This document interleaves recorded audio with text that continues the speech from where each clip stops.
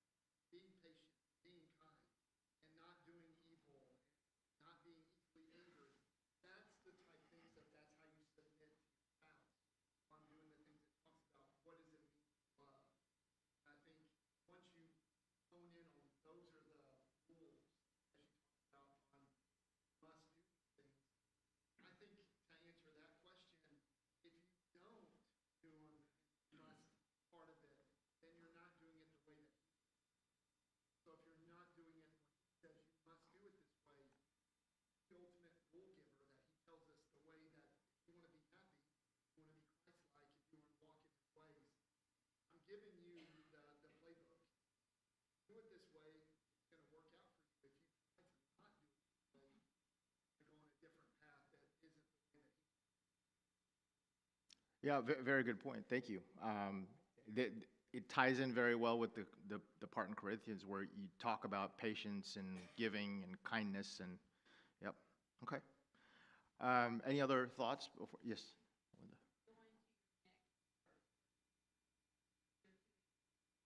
Linda. Mm-hmm.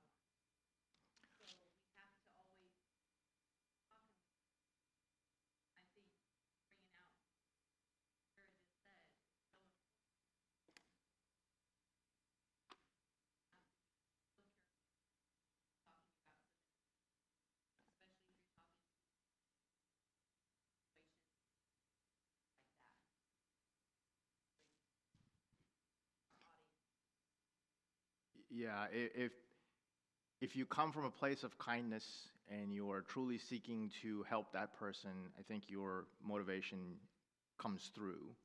And if you're doing it because you want to, I know better, and here's a way that you can do it, I think that comes through as well. So, people are very perceptive, and they can sense where your heart is, right? So yes, there have been many people that have used the word, and we talk about this quite often, selective preaching. You pick out passages out of context, or you read them in a way that helps to promote your kind of agenda, right? So I think part of what I wanted to do here was to really say, okay, let's open this up and talk about it, not necessarily with how we think it is, but maybe look at it from a slightly different angle and really understand that that word is not a bad word. It's really talking about love and giving, not about control and authority, right? So let's transition to the next part about, and we're kind of like, I have a few more slides to go through, but if we're stuck on this one the whole time, that's great. Like I don't have like a need to have to blast through all of them. So I'd like to spend as much time as you guys want on this one, and then we can continue to move on. But I do want to talk about children, and I want to talk about it in two different perspectives. One is our own children, grandchildren, the folks that are younger than us, but then also for those of us that are still fortunate to have parents and grandparents, what does that mean on that side, right?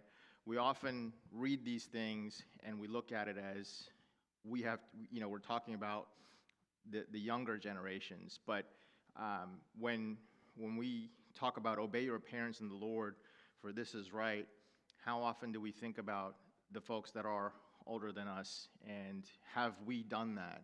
Did we do that when we were subordinate to our parents and our grandparents? And now think about how the kids may or may not react the same way as you would expect them to, given that you were in that position at one time. So for me, I feel like I wasn't good in the way that Paul talks about here in obeying for the most part, and not being submissive to an authoritative figure, if you want to call it that, growing up. So I'll open it up again to some thoughts here. Children, obey your parents in the Lord, for this is right. Anybody have any thoughts or stories about growing up and being rebellious, or not necessarily listening when you were supposed to? You don't have to out yourself if you don't want to, but go ahead. Other people have heard this story, so it's okay. I was not rebellious in the fact that I went out and partied and stuck out of the house or anything like that. But I can guarantee you, if my dad told me not to read a book, that was going to be the first book I read. One of my punishments was have to read the Bible from cover to cover. He always told me, do not read Song of Solomon and do not read Revelation. Well, I always read those first. Because there's got to be something good in them if I can't read them. Right. So, in my reading list for English, I'll read the Chronicles of Narnia. I read the Chronicles of Narnia. I'll read the Lord of the Rings. Well, I read every one. And I would never pick those to read with. He should have used some reverse psychology on you. I guess he didn't think about that. He should have. Everybody thought I didn't read them. But that goes back to what we talked about before. Not wanting to be told something, right? You have that spirit of you're not going to tell me how to behave or what not to do. Okay, so let's switch it over to the other side, unless anybody has any other thoughts from. I think it's interesting what you just said, how children can react. You're not going to tell me what to do. Like, even at that age, they don't want to be controlled either. They don't want to be robots. They want to have a voice, be respected, and value. Do that because in verse 4 he says, fathers do not ask for you. So it's not just don't spare the rod, discipline them. Don't exasperate them either. It's like submitting. There's a way God has mind to do love. Yeah, and that goes back to the word cooperation, right? Like if when our kids were a little bit younger, it was a little bit more, I think, tell. And now I think I'm transitioning a little bit more to show and reason.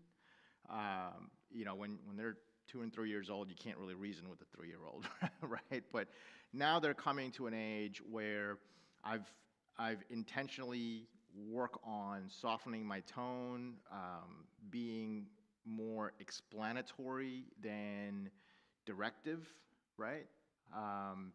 And helping them to understand the why behind what I'm asking them to do versus just, well, there are certain times where I'm like, you just do this because I'm telling you, right? Like that, I think we can't ever get away from that. But I recognize that they have to also be in a place where they can process it, and that they can understand that I have their best interest at heart, and that I'm trying to impart to them some of my lessons learned, and all of the things that, all the pitfalls that I don't want them to fall into. And so I feel I'm more, it's my responsibility to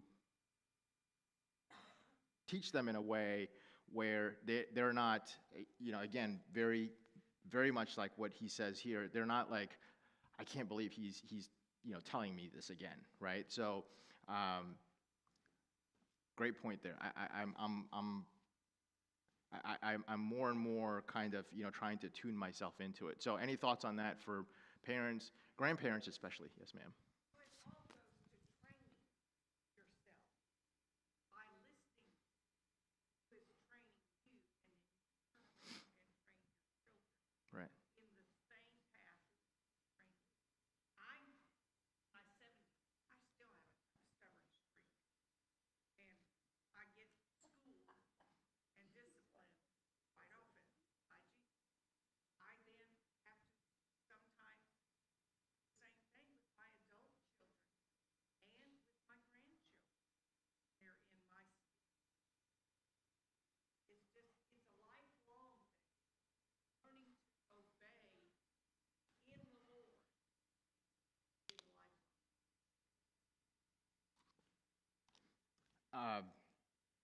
It's you touched on something which I think is, I kind of started with, which is, even as adults to our parents, I think we reach a certain point where we're like, yeah, it's my parent, but I'm an adult now. Like, stop telling me what to do, right? And it happens to me as well. My dad's passed on, but there are times where my mom will tell me to do something, and I'm like, So, but I have to also again remind myself that if the roles were reversed, now that I have kids, I have a different perspective on it, and it's still frustrating.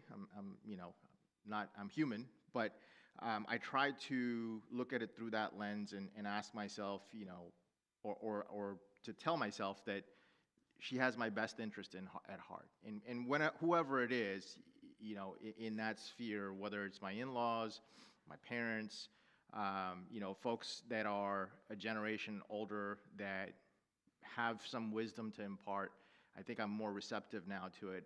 Having kids has really changed my perspective. So, great point there. Okay. So let's move to the next part, which is the where he talks about slaves and masters. And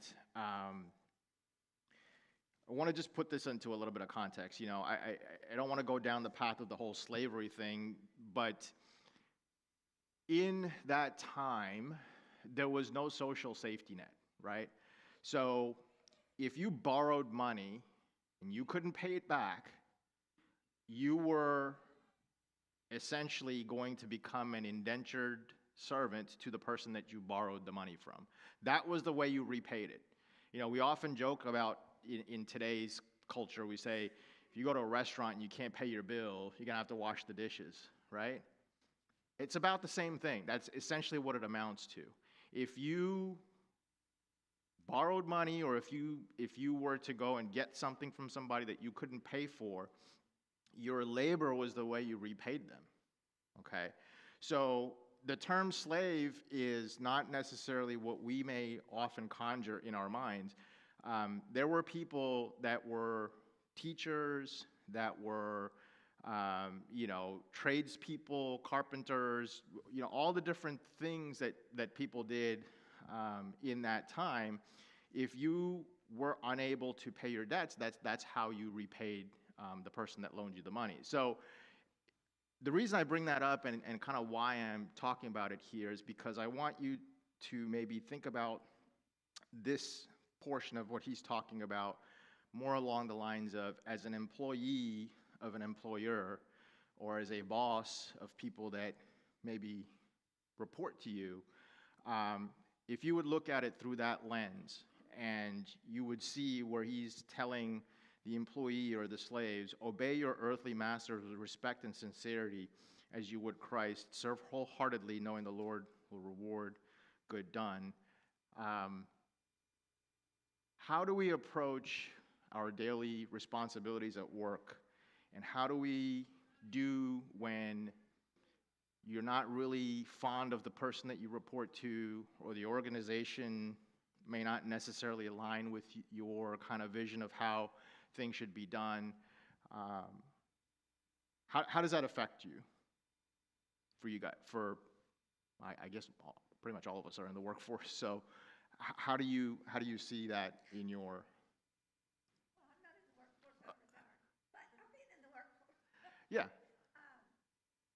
I taught school for years, and my daddy was a school principal. And the first thing he told me when I started to teach was, you get in there and you meet the custodian, go meet the ladies in cafeteria, you meet everybody that no matter what they do, you meet them because you are going to have to work with them.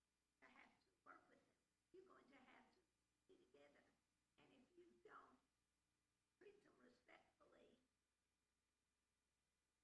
and so I always did that. If I needed something, Yeah.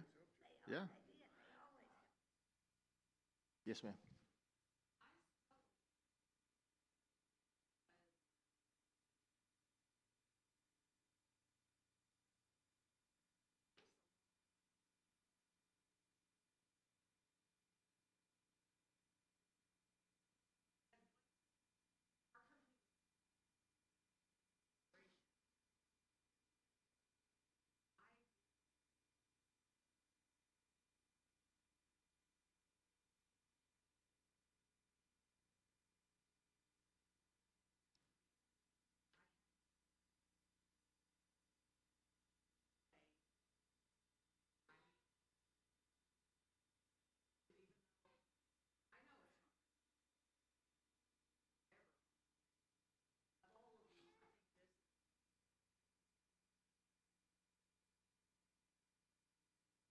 Great point, and that's kind of exactly what I was driving to, is how joyfully do we do the things that we're asked to do in a work environment without kind of maybe pulling back our efforts a little bit, or not giving it everything, or being.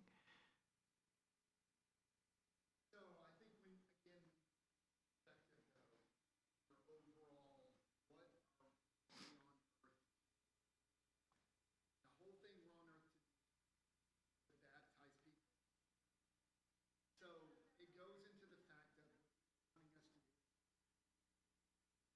And things are going bad and everybody else is going through it, and you're walking through this with respect. People are going to look at you instead of you saying to people, hey, do you know who Jesus is? Talking to them, this is another way when they see how you act. They're like, how are you so calm and how are you so good at what you do when you're facing all this? It opens the door of people to come to you and they're like, what's different about you? Why is it different? And I think the more of you think about it in terms of that, of opening the book and preparing every morning to go to work, knowing you're in the face of God, Holy Spirit, be with me when I'm walking through trials and when I'm going to work. Because I always feel like instead of walking away, people will quit jobs just because they don't want to deal with it. But instead, James says, these are the type things that you persevere through that makes you better. It makes you well armed to be able to go through the world. So I think being able to understand that you're going to obey your masters at work or whatever they are, show them God wants you to do it godly that way. And through that, I think it opens the door to make more people like you more know Jesus. Have you found that when you do that, even, you may have folks around you that may have behaved poorly, or that may have done something, to cause strife or what have you, but they see how you have reacted and it's changed them in a way where they don't do that kind of stuff anymore? Yeah, they apologize to me when they first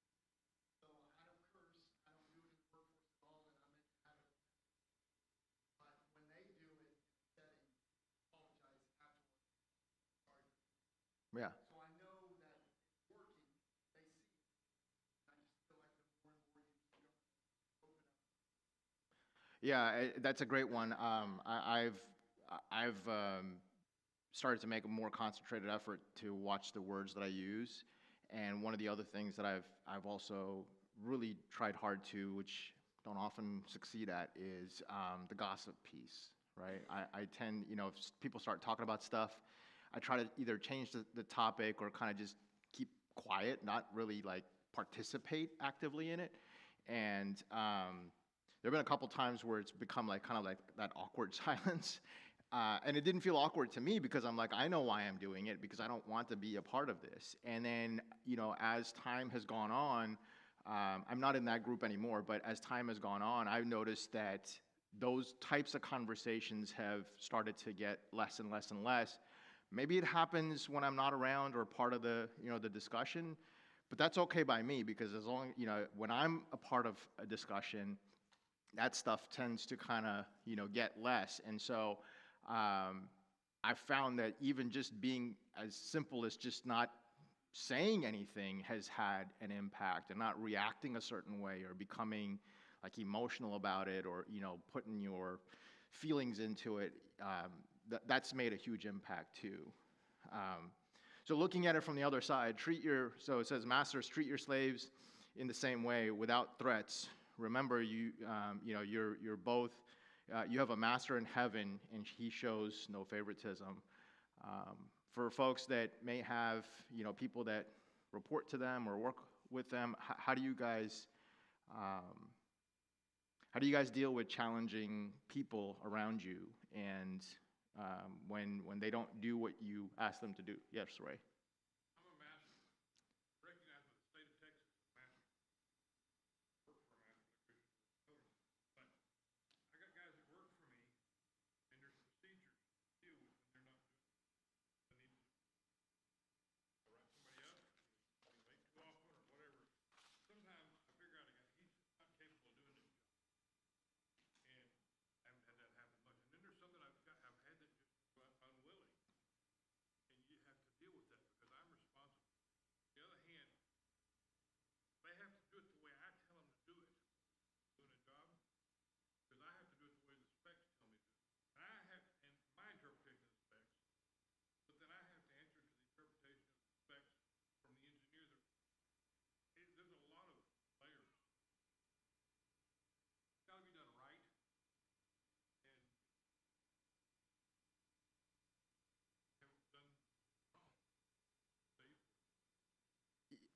It's definitely a difficult situation to be in, and I think the way I read what's happening here is even if somebody's doing something the wrong way, how are we reacting to that? Is it out of anger? Is it out of maybe a cooperative spirit? And I also understand your point where sometimes you have to cut bait, right? Like this dog ain't gonna hunt, as they say. So if that is the case, it's a difficult conversation to be had. But I think in the long run, you're doing that person justice by not fluffing them up and saying, "Oh yeah, you'll get there, you'll do it, eventually you'll get it." Probably not. We each have different talents and we each have different skills. So sometimes it's okay to push the person out or to help them make that decision themselves. But how we approach it is, I think, what he's driving at here. We're doing it with kindness and love and patience. If I just get mad and chew them out and fix it, they don't learn anything. Right. If I explain what I wanted them to do and make them, have them. I hardly ever say, you do this. Why don't you? I don't mean answer the question. It means do this. Right. But there's just a nicer way of putting it. Yeah. That boils a lot down to on both sides, right? God is asking of us, right? Not speak into our workplace on both sides. I also think in regards to when we're in a really bad situation, God doesn't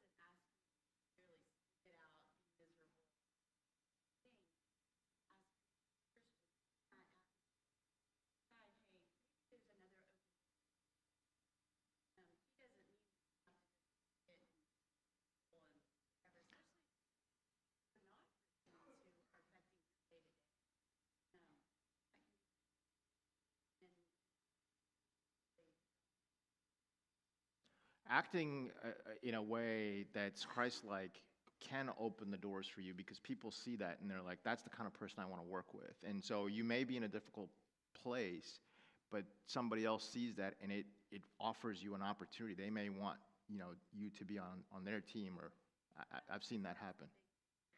Right.